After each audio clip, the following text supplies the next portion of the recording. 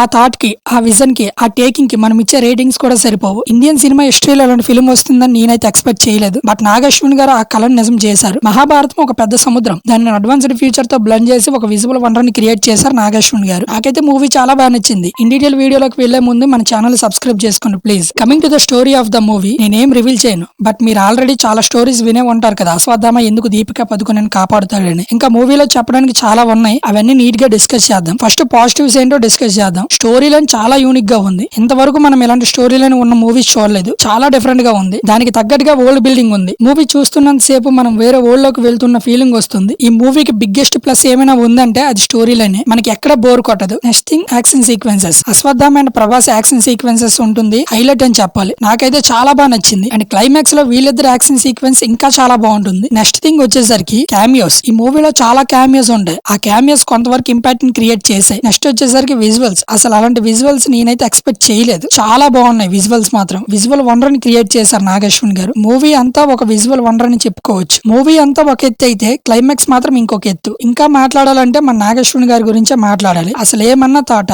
అతని విజన్ కి చేతులెత్తి మొక్కాలి. నిజంగా ఆయన థాట్ కి రాజమౌళి గారు కూడా సరిపోరు. ఎస్పెషల్లీ క్లైమాక్స్ లో ఒక ట్విస్ట్ పెట్టారు. అది చూసాక డెఫినెట్ గా క్యూరియాసిటీ పెరుగుతుంది మీలో, నెక్స్ట్ పార్ట్ ఎప్పుడు వస్తుందా అని. అలా రాశారు మరి మన నాగశ్విన్ గారు. నెక్స్ట్ వచ్చేసరికి ప్రభాస్ గారి పర్ఫార్మెన్స్ చాలా బాగుంటుంది. కమల్ హాసన్ అండ్ దీపికా పదుకునే, అమితాబ్ బచ్చన్ పర్ఫార్మెన్సెస్ కూడా హైలైట్ గా ఉంటాయి. ఎస్పెషల్లీ అమితాబ్ బచ్చన్ గారు అలాంటి రోల్ చేశారంటే హ్యాండ్స్ అప్ అని చెప్పుకోవాలి. ఎందుకంటారా, 81 ఇయర్స్ ఆయనకి. ఏజ్ ఈజ్ జస్ట్ నెంబర్ అని ఆయన కూడా మళ్ళీ ప్రూవ్ చేశారు. సేమ్ కమల్ హాసన్ గారు కూడా. ఇప్పుడు నెగిటివ్స్ డిస్కస్ చేద్దాం. ఫస్ట్ హాఫ్ చాలా స్లోగా నడుస్తుంది. అంతగా ఏం స్టఫ్ ఉండదు. బట్ ఇంటర్వెల్ బ్యాంక్ బాగుంటుంది. ఆల్రెడీ చాలా మందికి తెలుసు కదా అర్జునుడి క్యారెక్టర్ విజయ్ దేవరకొండ గారు చేశారని. ఆ రోల్ ఆయనకి అంత బాగా సెట్ కాలేదు. ఆ రోల్ గానీ రామ్ చరణ్ గారు చేస్తుంటే డెఫినెట్ గా థియేటర్స్ అడాప్ట్ అయిపోతాయి. దీశా పటాని, బ్రహ్మానందం గారి రోల్స్ అంతగా ఏం లేదు. ఏదో పెట్టాలని పెట్టారంతే. నెక్స్ట్ థింగ్ వచ్చేసరికి బీజిఎం అండ్ సాంగ్స్ చాలా పెద్ద రాడ్ అని చెప్పుకోవాలి. నాకైతే అంత బాగా నచ్చలేదు. That's it. ఓవరాల్ నా రేటింగ్ వచ్చేసరికి 4 out of 5.